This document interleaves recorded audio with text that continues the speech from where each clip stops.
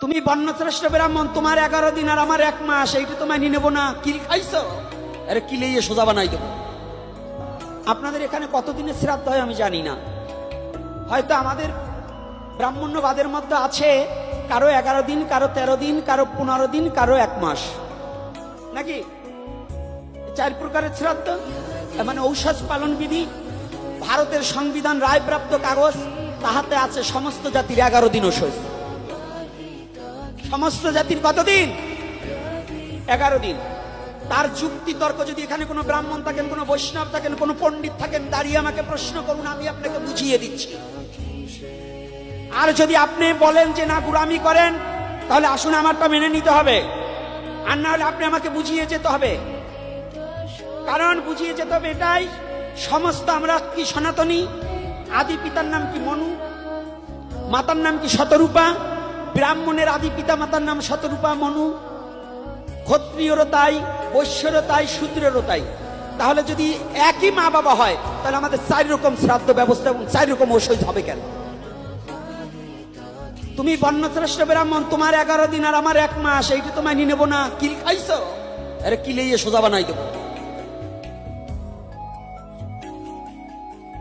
কথাটা বোঝেন নাই? এই কুসংস্কারকে পরিবর্তন করে সমস্ত জাতির 11 দিন ঔষধ।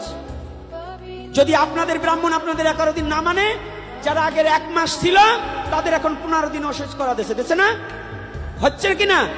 তাহলে 1 মাসেরটা 15 দিনে আসলে 15 দিনেরটা 13 দিনে যাবে, আর 13 দিনেরটা 11 দিনে চলে যাবে। যদি ওইটা কোনো শাস্ত্রে থাকে তাহলে এটাও আছে, আছে কিনা? এজন্য ভারতবর্ষে সংবিধান, আপনি চাকরি করলে যদি 13 দিনের উপরে ছুটি পাবেন না, 13 দিনের উপরে ছুটি চাইলে আপনার বেতন থেকে কেটে রাখা হবে। যান ভারতবর্ষে খবর লাগিয়ে দেখুন, মিথ্যা বলছি নাকি? আর আমার এই ইউটিউব চ্যানেলটা তো, এই যে যতগুলো চ্যানেল আসছে, এটা তো খালি বাংলাদেশ সীমাবদ্ধ নয়, সারা বিশ্বে ছড়িয়ে যায়। আমার কথাগুলো সারা বিশ্বে ছড়িয়ে যায়। এই আজকে নতুন বলছি তা নয়।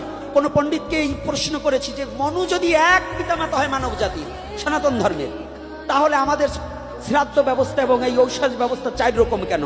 আমাকে এক পণ্ডিত আজ পর্যন্ত উত্তর দিতে পারলো না। কি ওরা কি পড়ে নাই?